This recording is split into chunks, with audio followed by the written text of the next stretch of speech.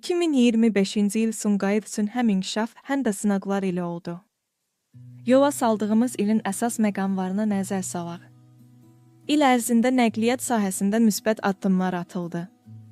500 nömrəli avtobus marşrutu daxil olmaqla bir sıra xətlərdə yeni avtobuslar istifadəyə verildi. Küçələrdə işıqlandırma və asfalt örtüyünün təmir işləri aparıldı. Lakin nəqliyyat avtobuslarından şikayətlər də az olmadı. Belə ki, 2, 3, 4, 5, 7, 10, 12, 30, 33, 55 nömrəli marşrutlardan əsasən də gecikmə hallarına görə şikayətlər səngimədi. Paralel olaraq Corad, Yaşıldərə, İnşaatçılar, stansiya Sumqayıt və məhəllə daxili digər ərazilərdə yolların asfalt örtüyünün olmaması, drenaj problemləri, qaz və elektrik fasilələri sakinlərin narazılığına səbəb oldu. Bir sıra məktəblərdə direktor yer dəyişmələri və idarə etmə dəyişiklikləri aparıldı. Bəzi məktəblərdə tədrisin keyfiyyəti yüksəldildi. Eyni zamanda sinif otaqlarının şəraitsizliyi, nizam-intizam problemləri, qeyri-rəsmi pul yığımı və müəllim çatışmazlığı ictimaiyyətin diqqətindən yayınmadı. İlin təhsil gündəmində diqqət çəkən hadisələrdən biri də 30 dekabr tarixində Sumqayıt Dövlət Universitetinin rektor əvəzi Əminağa Sadıqovun professorluq statusundan məhrum edilməsi oldu. Qərar Ali Attestasiya Komissiyası tərəfindən qəbul edilib.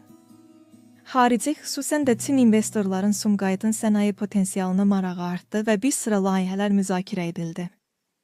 Şəhərə investorların marağının artdığı bir zamanda işsizlik problemi, xüsusilə gənclər arasında ilin ən aktual sosial məsələlərindən biri olaraq qaldı. İl ərzində bir neçə yanğın hadisəsi baş verdi və operativ şəkildə söndürüldü.